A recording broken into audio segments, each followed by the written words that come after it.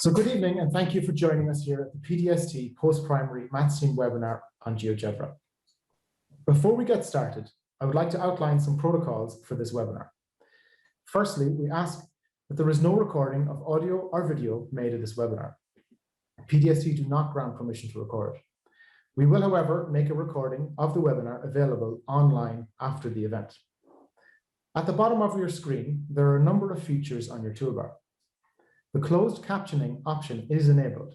You can turn the subtitles off by clicking on the CC button and hide subtitles. The size of the captions can also be adjusted. All links and resources will be emailed to you after the event, so don't worry if you can't access them immediately. Depending on what type of device you're tuning in from, you may have limited screen space. To help with this, you might consider minimizing the speaker view so that you can see the full presentation. The chat button will be displayed at the bottom of your screen or by pressing the More button. Some useful information may be communicated to you through the chat function. When these links are posted, you can access them by clicking on the link. This will open a new tab in your web browser. The meeting will continue and you will be able to hear everything while looking at the web browser, and you will not be logged off the webinar. At certain stages, we may ask you to answer a question using the poll function. The question will flash up on your screen and you can select the appropriate response. These are anonymous responses and we would appreciate your participation. You should see an example on your screen now. Finally, we would like to remind you that this is not our team's remit to answer questions specific to state exams or CBAs. But at any stage during the webinar, please use the Q&A function at the bottom of your screen to ask your questions. You can ask anonymously by ticking a box when you submit the question. We will monitor the questions during the webinar, so please make use of this function. Tonight's webinar is focused on GeoGebra. So what is GeoGebra? GeoGebra is a free, dynamic, easy-to-use maths software package. It's used by teachers and students in classrooms all around the world to promote inquiry-based learning in maths and to support a constructivist approach to learning. GeoGebra provides a platform for students to become independent learners and take ownership of their maths. So you noticed we had shared a poll on your screen. This poll is anonymous and we're using it to know more about your usage of GeoGebra. I'll end the polling and share results. So by responding to this poll, we have a better idea of the experience of everyone attending tonight's webinar. So as we can see, 44% of people here use GeoGebra for a demonstration for students with pre-made GeoGebra files, whilst 31% demonstration for students with GeoGebra file that they created themselves. Students engage with a pre-made file, 33% students engage with a GeoGebra file I created, students create their own GeoGebra file, and none of the above. Okay, well, I have good news. Regardless of where you responded there, tonight's webinar is for you. Okay. So tonight's webinar will be split up into two parts. The first part is this introduction and welcome, followed by a demonstration by my colleague Arlene Murphy on getting started with GeoGebra. Here, Arlene will demonstrate the use of GeoGebra, creating an account with GeoGebra, and finally creating and downloading GeoGebra files. The second part of tonight's webinar will be with another colleague of mine, Angela Dewan, on effective engagement with GeoGebra. Here, Angela will take a look at using some pre-made files. She will discuss how, with a bit of planning, we can provide students with a rich task that promotes critical engagement. This will then be followed by a Q&A session to finish the webinar. To help you on your journey with GeoGebra and to follow along with tonight's webinar, we have made a Padlet resource available. The link to the Padlet will pop into the chat now. I will also demonstrate the Padlet for you now. So as you can see, the Padlet here consists of different columns containing resources such as videos, PDF files, and GeoGebra files. Both Arlene and Angela will be referring to this Padlet during this webinar. On the left-hand column, you can see links to get in touch with us. If you need support with teaching mathematics, we are always happy to help. As with all of our events, we start with key messages.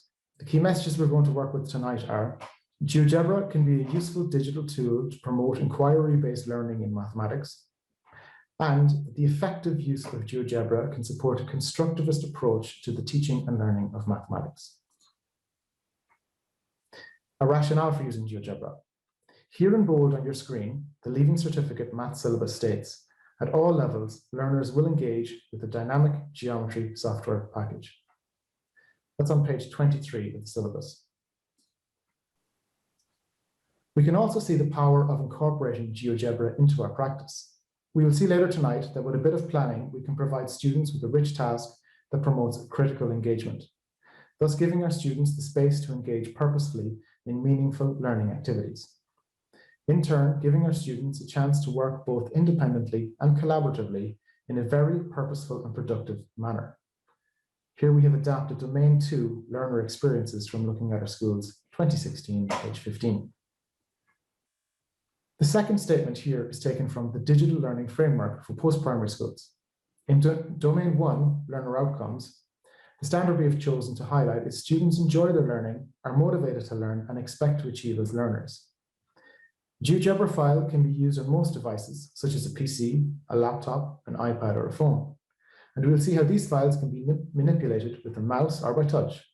We can then describe GeoGebra as a digital technology that allows students to foster their active, creative, and critical engagement in attaining challenging learning outcomes. Now, before going into the next section of our webinar, we're going to launch a poll about which platforms or VLEs you are currently using. I'll take a moment now to allow you to submit your answers.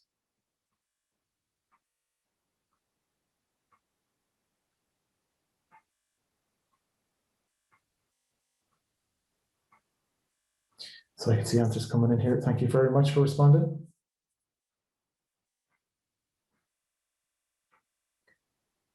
And I will end the polling. I'll count 5, 4, 3, 2. Looks like no one else is going to. Okay, I'm polling, and I'm going to share the results, and we can see the different uses of the platforms: Microsoft Office 365, Google Suite, GeoGebra Classroom, Edmodo. Okay, great. So now we're going to be brought through getting started with GeoGebra with Arlene Murphy.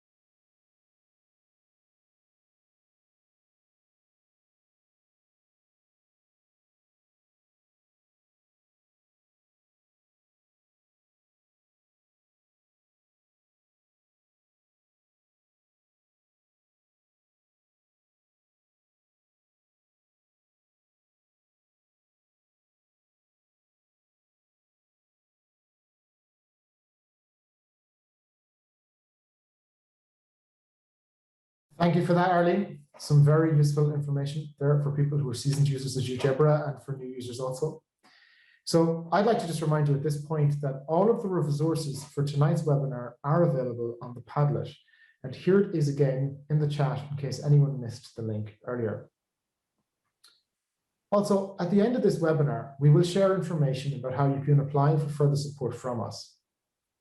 And finally, there will also be a question and answers session after Angela talks to you about effective engagement with GeoGebra. So please send your questions in via the chat box at the bottom of your screen, and we'll address as many questions as we can. So now my colleague Angela will take you through GeoGebra, will take you through effective engagement with GeoGebra. Thank you. Thanks, Michael. So that's great. So you've had a quick overview of how to actually create your own GeoGebra files, and Arlene even shared an example of a file with you there. I suppose just one thing to be aware of: students don't need to have GeoGebra installed or an account in order to be able to open the file and engage with them. But as Arlene mentioned, if they do have the app, then they can save their work. So it's a little bit, they can just get a little bit more out of it that way. But all these links that you create, they're ready to go. So we're going to have a little look at using pre-made files and I suppose the kind of things that we can do with them to try and enhance the student learning experience. So the example we're going to have a look at is actually the InCircle and the InCenter. So we can use GeoGebra as a tool to help our students build on the prior knowledge that they would have gotten from junior cycle. We're going to try help them to identify some connections across the syllabus, and we want to focus on the key properties within the constructions, allow them to explore without getting lost in the procedural detail of performing the manual construction. So if we introduce them to the learning through a task, rather than starting with the procedural approach, we might minimize some of the common misconceptions that they encounter and provide students with an opportunity to make some meaningful mathematical connections across the strands before we get to formalizing the procedure. So it's not a replacement for the manual construction. Rather, it's just an opportunity for the students to develop an understanding of the concepts that underpin the construction. And then hopefully to actually discover the steps that are needed to perform the construction for themselves. So that's a powerful inquiry-based approach. And also it can help students in developing strategies to support their problem solving in geometry in general. So in terms of the prior knowledge, I mean, the construction for the InCircle actually has quite a lot, and it draws on a deep understanding of their prior knowledge. So in order to be able to fully engage with this construction, students would need to draw on the learning around the bisector of the angle at junior cycle. They'd also need to draw on a good understanding around circles and tangents in particular. So they'd need to explore the relationship between a circle, its tangent, the point of contact, and its center before they get into the construction. So that can seem like an awful lot of prior knowledge, and they need to be really clear on these concepts. So what we'd like to do is have an approach that allows them to recall that prior knowledge, but do that through an activity. So for example, they could be given a pre-prepared GeoGebra file with just a simple open question that will allow them to investigate and record some conclusions. So the potential of GeoGebra to stimulate inquiry learning, it's really maximized if we complement these assignments with the use of our effective questioning. So what we want our students to identify the important mathematical relationships that are central to the new task. And what we're trying to, I suppose, get to here is an approach that can help promote this inquiry-based approach. So encouraging students to rethink the way they look at diagrams. So we want them to consider diagrams in terms of the relationships that they can identify. And then we're starting to move towards encouraging this positive disposition to solving geometry problems. So the idea is here, they have their question, they have their stimulus, their GeoGebra file, and then for students that are still struggling, we can give additional support. So it could be a video.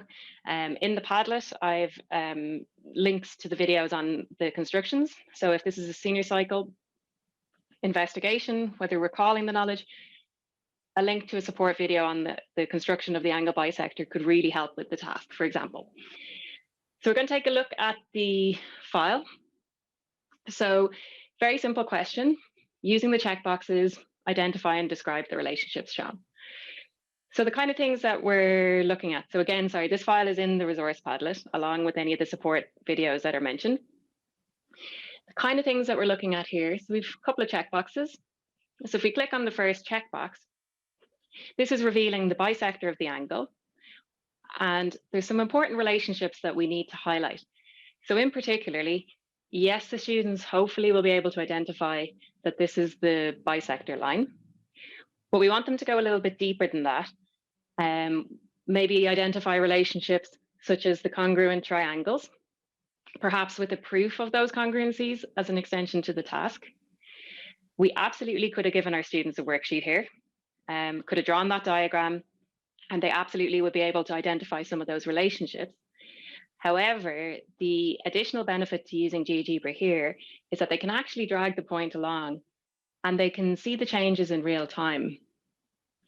So they're now moving from describing a single scenario and focusing on one particular example, and they're moving towards an understanding of what's happening across a set of points. So as we drag this point around and the diagram adjusts itself accordingly, the first key property that we want to focus on should become apparent to students.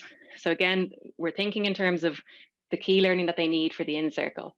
So what we're focusing on here is that the bisector line contains a particular set of points which are perpendicular to and equidistant from the arms of the angle. And the reason that that's important is because those particular set of points also contain the circle, and these perpendicular distances are the radius of those circles. So we also want them to recognize something that may not be immediately apparent, but we want them to think in terms of the fact that the arms of these angles are also tangents to the circle. And again, as we move along our line, that's true. There's a circle that we can draw at each set of those points. So we can use our formative techniques to try and figure out exactly what depth of understanding our students have at a particular point. So let them come back to you with all the information. And then based on the kind of things that they say, the conclusions that they're drawing, the relationships that they're identifying, then that can really quickly inform our decision to move forward with the new concept, or whether we need to actually take a little bit of time and revisit the prior learning. So the next step then would be to start thinking about the in-circle. So in order to start, we're going to think about the in-center first. We're going to present a problem for students to work on. The example that we're using here, it's just simply, there's 3 villages. You want to place a phone mast equidistant from the connecting roads. So the students have time to go away and think about that individually. So they need to think about the prior knowledge, where they can locate this mast. They can submit their initial conclusions. We can use our formative techniques. What we really want to get out of them, though, is a good mathematical argument to justify their thinking. Now, some of you mentioned that you're using GeoGebra Classroom, and that's fantastic. So students that are comfortable with GeoGebra could go straight to GeoGebra, and like Arlene demonstrated earlier, they can use the tools there to try and work on the problem. But for the rest of them, what we can just do is think about the problem.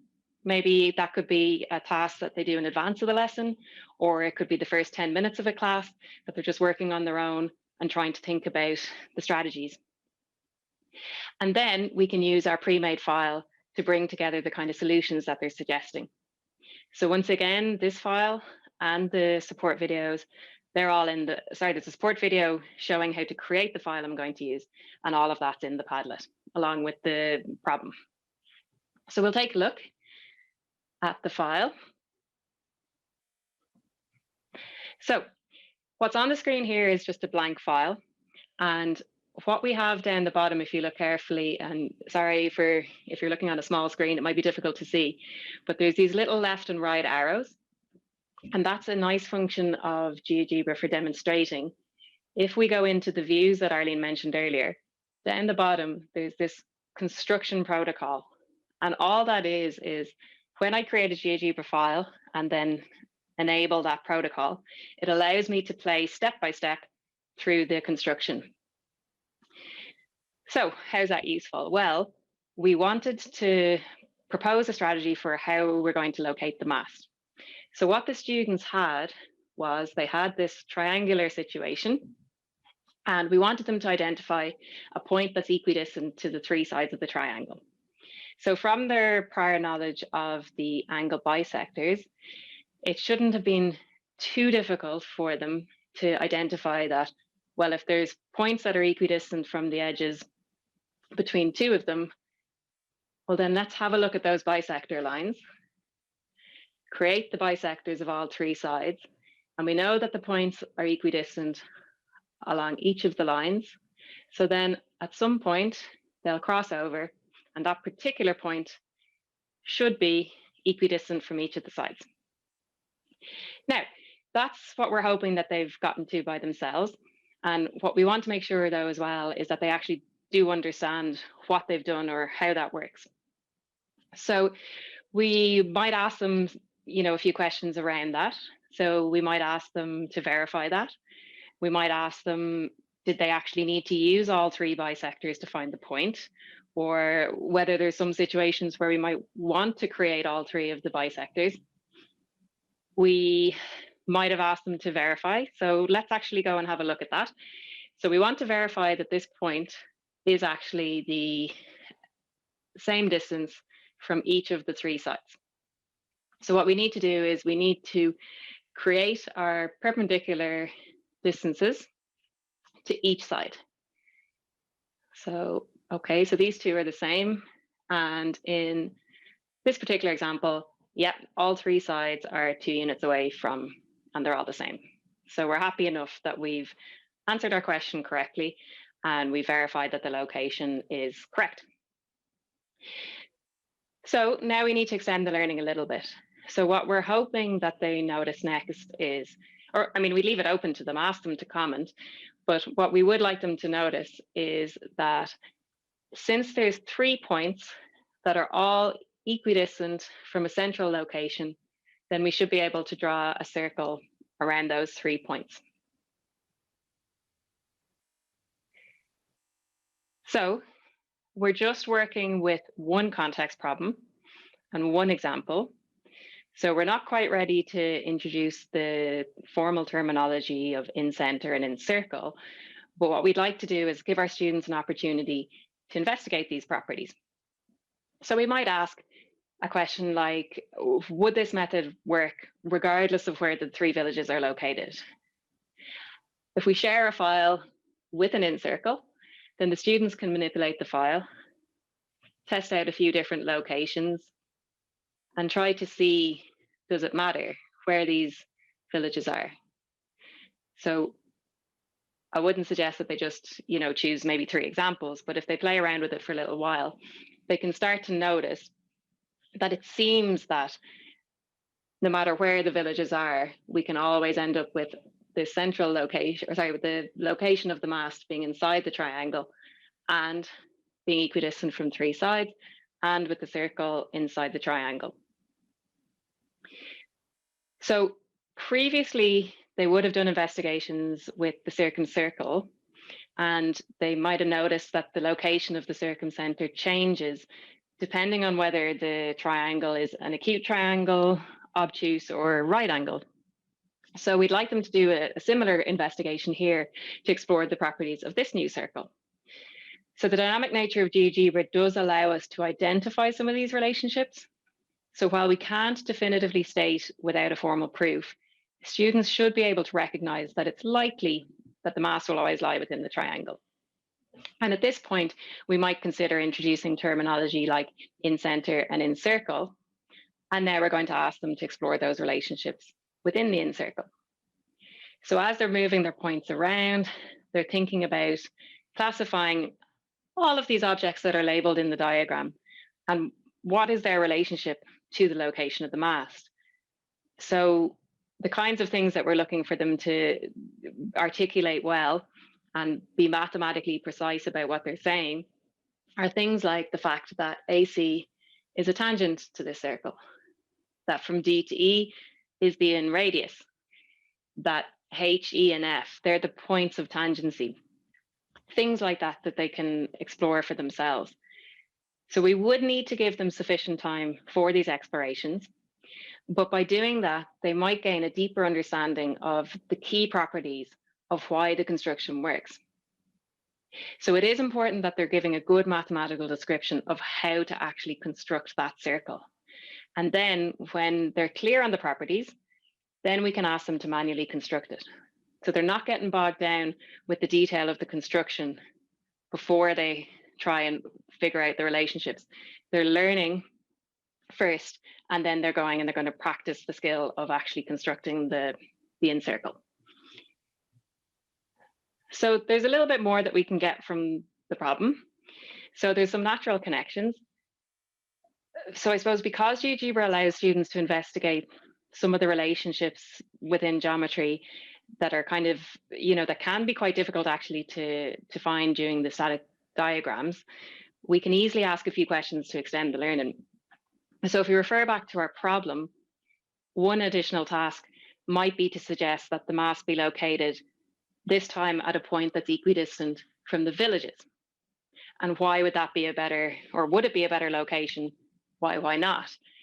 And here what we're doing really is we're making the link to the circumcenter.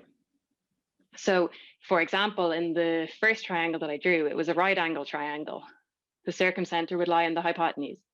In terms of the context of the problem, that would lie on the road. But it's not really the problem that's important here. It's that they're exploring the relationship between the in circle that they've just created and the circumcircle that they've previously worked with. We also want to assess the student understanding. So if our students can provide, for example, a convincing argument that describes the minimum amount of information that they would need in order to construct the in circle, well, then that's really demonstrating that they have a comprehensive understanding of how the construction works. We could ask another question to make them think about the relationship between the two circles. We could ask, under what circumstances is the circumcenter and the in-center at the same location? And once again, that's a question that would be difficult to manually investigate. But really quickly, they could throw the circumcircle around the triangle and drag it around, compare what's happening there. They can see the changes in real time, and they can pretty quickly come to a proposed solution. And then later on, we might extend the relationships to considering the centroid. So I suppose the important point here is it's about the questioning more so than the tool that we're using. So when we ask these kind of open questions, we're trying to move towards using questions that are at the higher end of Bloom's taxonomy. We're trying to encourage our students to think a little bit more deeply about their mathematics. And we're trying to help them to create a culture of inquiry and investigation. We always have an opportunity with GeoGebra to make the links between synthetic and the coordinate geometry. As Arlene demonstrated earlier, you can use GeoGebra to look at the algebra view, or they can do the manual coordinate geometry calculations and verify what they've just discovered with their synthetic geometry. There is another resource in the GeoGebra file that refers back to the situation I mentioned a minute ago about where your circumcenter and your in-center are in the same location. And there's loads of examples of different GeoGebra files that we can create to explore kind of problems. So this particular example has a file attached to it where it's just mapped out. And again, leave it with the student, ask them a few questions about it, get them thinking about the properties for themselves. And then finally, we know it's not possible to solve every single possible question around the geometry course. So what we're trying to focus on instead is helping our students to develop the skills that they're going to need to tackle unseen problems. We want them to think about the key properties of the mathematical concepts, some of which are being assessed in the final exams. And then when we're using GeoGebra effectively, what we're trying to do is help our students to engage with the key concepts in these problems. So not just focusing on one solution to one particular problem, it's manipulating the files, moving things around and trying to make connections to some of the big geometry ideas. And we're moving to an idea where students start to see diagrams in terms of the relationships and to explore these key relationships. And then we're helping them to gain a little bit of confidence in tackling those unseen problems. So that's it for me for the moment. There is, as I said, there's a lot in that. And in that resource packet, you will see files. There's quite a good bit of content in there. So please do just feel free to send us a message, ask us any questions, or just throw anything into the Q&A now even, and we'll try and have an answer for you. So thanks very much for that. So I'll pass you back to Michael, and thanks for your attention. Thank you for all that, Angela. Some very useful information there to digest. Just to remind you, this has been recorded and you can rewatch all of that again. So upcoming workshops, there's teaching maths in a DESH setting. It's an online workshop, and this online workshop will examine some of the factors that affect teaching, learning and assessment in the maths classroom. The dates for that online workshop are Wednesday the 21st, Saturday the 24th, and Thursday the 29th of April. You can book at pdst.ie/online booking and just type in the keyword DESH and you'll find it. We have bite-sized sessions. These consist of 25-minute inputs from a member of the team, and these sessions focus on a specific area of the math syllabus, followed by a Q&A. We also offer drop-in clinics, and these comprise of a 20-minute one-to-one meeting with a PDST maths advisor, where the participant can discuss any question around maths, teaching and learning in the current context. And here are a few ways to get in touch with us via projectmaths.ie website, or our newsletter. The link for the newsletter is put in the chat there. Our Twitter handle is @projectmaths_IE, and to email us or to get in touch with anyone on the team, our primary email is postprimarymaths@pdst.ie. The last thing to say is thank you for attending tonight's workshop, and we will stay on for a few more minutes if there are any other questions.